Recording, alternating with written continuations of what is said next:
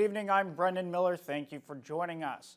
Revenues at the Thunder Bay Airport are up 3.9%, according to new CEO Graham Ingham and Airport Authority Chair Gary Woodbeck. They presented City Council with an update this past week on the latest airport statistics and an overview of their strategic plan. Along with revenue increasing by over $14 million, the presentation shows passenger volumes have gone up 2%, with over 720,000 travelers last year.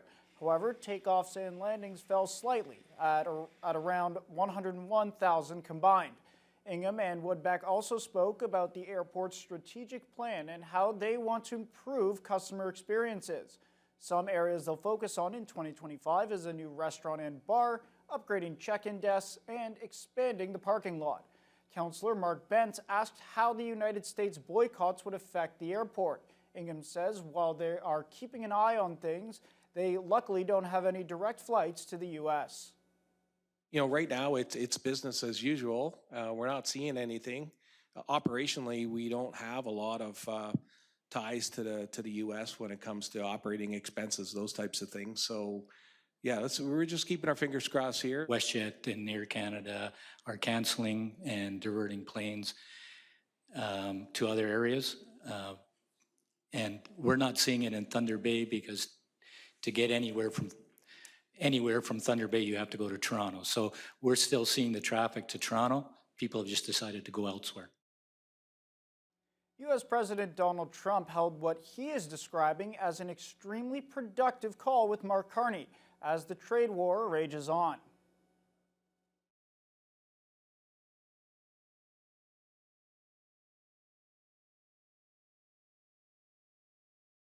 You know, I've always loved Canada, and we had a very good conversation with the Prime Minister, and they've got an election going on, so we're going to meet after the election. It's the first bilateral phone call between the two leaders and comes days after Trump imposed tariffs on vehicles. Carney says the call was, quote, cordial, and that Trump respected Canada's sovereignty. A week into the campaign, and the parties are keeping their focus tight. Affordability, tax breaks, and now groceries continue to take the center stage in the fight for voters' hearts, minds, and wallets. CTV's Colton Prale reports. In a Winnipeg hangar, Pierre Poilievre hoping to break free from early campaign turbulence. Our Conservative government will pass the Tax Fairness for Traveling Trades Workers Act, which will allow trades workers to write off the full cost of their food, transportation, and accommodation to go anywhere in Canada. The Conservative leader says he'll end tax breaks for corporate jets and significantly expand write-off eligibility for traveling trades workers. The focus on voters' wallets mirrored by the NDP. Folks are putting back items on the shelf because it's just too expensive. At a community food market, Jagmeet Singh pitching an emergency price cap on grocery staples like pasta, frozen veggies, and infant formula. When you are wondering how you're going to afford your groceries, and you're wondering who's going to stand up for me and my family so I can afford my groceries, that's us, that's New Democrats. The NDP say they would put in place a mandatory code of conduct for grocers and tax windfall profits. While across the city, who's ready to stand up for me, help me to get elected here in Nepean? I can't. Mark Carney officially launching his personal campaign in Nepean. The Liberal leader is running in a seat the party has held since 2015 under former Liberal MP Chandra Arya. Arya was banned from running under the Liberal banner just days before the race began over a trip he took to India in 2024, where he met top Indian officials. I hope to have the honor of representing you in Ottawa at this crucial time for Nepean, for Ottawa, for Ontario, for Canada. Meanwhile, the Bloc unveiled their platform focused on supporting workers and businesses in Quebec in the face of Donald Trump's tariff threats. And French represents a new divide between the Liberals and Conservatives. Today, Pierre Poilievre said his government would not intervene in a court challenge to Quebec's Bill 96, which mandates French first service in Quebec. Meanwhile, the Liberals have said they would intervene in a court challenge and consider it a charter issue. Colton Prale, CTV News, Ottawa.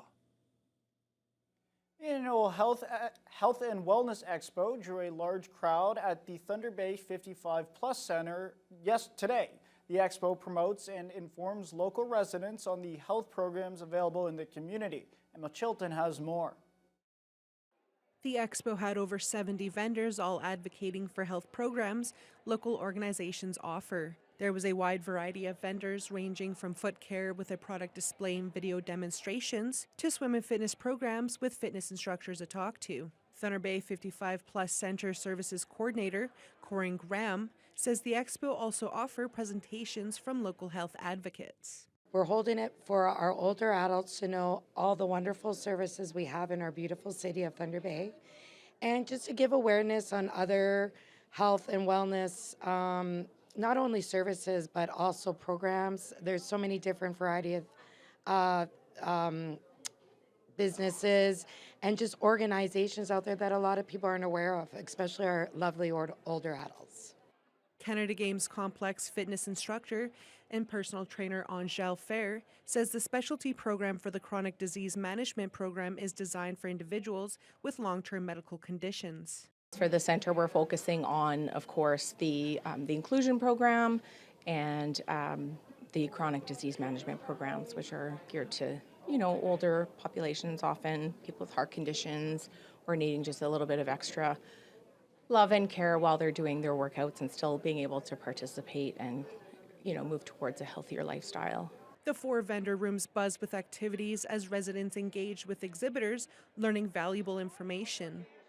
Expo attendee was enthusiastic for the diverse range of offerings. Oh, very, very interesting. A lot of good people here, a lot of good products that are here for the 55 plus crowd. Probably even for people that are even a little bit younger, but yeah, exceptional. I'm very surprised at the number of booths that are here. A CBD, medical cannabis, that I'm very interested in as well. So yeah, I think this has been very informative, and a lot of booths are very interesting to me, and I'm sure many others. Emma Chilton, TBT News. The Port Arthur Ladies Curling Club began celebrating its 100th anniversary yesterday with a weekend full of fun planned on the pebbled ice. A weekend filled with curling, prizes, diamonds, rocks, denim, and so much more. Nearly 140 women turned out in support, and it's clear why the Ladies Curling Club has not only endured but thrived over the years. From fundraising and social activities to banquets, breakfasts, and beyond, the club has been a central hub for women both on and off the pebbled ice. Established in the fall of 1925 with just 24 members, the club has stood the test of time. A century later, it continues to flourish with 76 full-time members and 26 spare members. To celebrate this remarkable milestone, the club is hosting a 3-day weekend event that kicked off yesterday evening. The theme? Denim and diamonds, and the women have certainly embraced it in style. Alicia Krinky Johnson, secretary of the Port Arthur Women's Curling Club, shares how meaningful the club is to her and the women from around the region who came to enjoy the event. The curlers embrace the theme. We have curlers from actually United States that have come and signed up for it, and I think the theme has excited. And you can just hear the chatter. Everybody's really excited to curl and put on their glitter. Well, like our theme said, diamonds and denim for 100 years of curling. I enjoy curling because it unites women together. It's very friendly. We sit and chat after we curl. We have good competitive games. And we have lots of fun. Friday was just the beginning. Today they hosted draws at 9 a.m., 11 a.m., 1 p.m., and 3 p.m. And tomorrow the action continues with draws at 10 a.m. and 12 p.m. It's time to dust off your denim and diamonds and join the celebration of 100 years of women's curling in Port Arthur. There are still plenty of prizes, delicious food, and exciting curling action to enjoy. Students at Algonquin Avenue School got a special lesson this week in one of Canada's oldest traditions. The kids took part in the first step of making maple syrup. Gathering around one of 2 maple trees on school property, the students learned about the indigenous teachings of the sugaring moon. They then spent time learning how to tap the tree and gather the sap to start making maple syrup. School principal Darren Lentz says this has been a great opportunity for students to learn about an important tradition. And so we bring that to the kids here and show them how that's done, the science behind it, the technology, that Indigenous knowledge piece, and of course the kids learn to read and write about it, and they actually do math activities gathering the sap as well. So it's integrated throughout the curriculum. Kind of how maple syrup was made back then compared to now. We're learning about how to tap maple syrup. The sap is still frozen, but the students will be collecting it as it thaws later in spring.